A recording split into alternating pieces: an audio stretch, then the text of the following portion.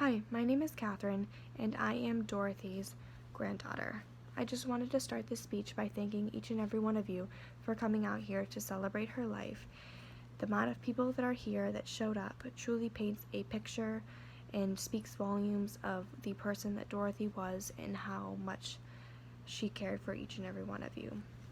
However, today we must say our final goodbyes to the daughter of Mr. and Mrs. Smith. This past week really hit me and showed me how incredibly lucky I am to call Dorothy my grandmother. My mom always told me that grandparents always give you a sense of who you are, where you are going, and where you came from. And Dorothy did just that for me. I have an extremely special bond with my grandmother, and that's not something that happens often these days. Between everyone rushing around for life, people very rarely visit their grandparents these days, and it's extremely sad.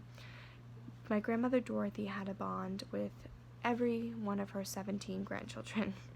Just a few days ago, while we were looking at pictures to put together for a collage for the funeral, I asked all the grandchildren, "Tell me a word that describes Meme." Everyone came up with a different word, but each one of them painted a very vivid picture of the woman that she was and how loved and admired she was by all of us. I will read a few of them so you know.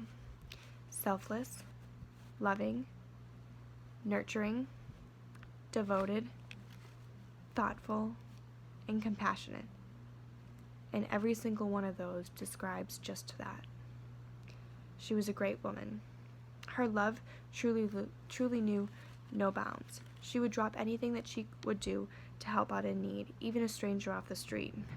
She was always looking for ways to give a little bit more for everyone around her. She was truly the most selfish person that I know. I will always be proud to call her my grandmother. Everyone around her was always so happy to be around her. It was truly a special memory. She would always have a warm place to visit, and she would always have food on the table. That's exactly what you think of when you think of a grandmother. And growing up, I would always think a lot of my friends' grandparents moved to Florida when they retired, and I would always think to myself, I was always so jealous that every one of my friends had a warm place to visit over the winter. But thinking back, I was actually the lucky one because I got to see my grandmother much more often, and that's something that I will truly treasure for the rest of my life. The constant love from my grandmother really shaped me into the person that I am today. Simply put, my Meme was perfect. Everything about her hugs, her smile, her laugh, and her incredible cooking skills, which I hope to someday get. She was a perfect grandmother, and we are all so lucky to have been able to share in her special journey on this earth. Meme, you impacted me and my life and the lives of every single one of the people in this church today. The doors are open. We can't even shut the door. There are so many people in this church celebrating your life. We will miss you every day of our lives. I will always love you. Rest in the sweetest peace, Meme. I know you will always share a special place in my heart and my mind.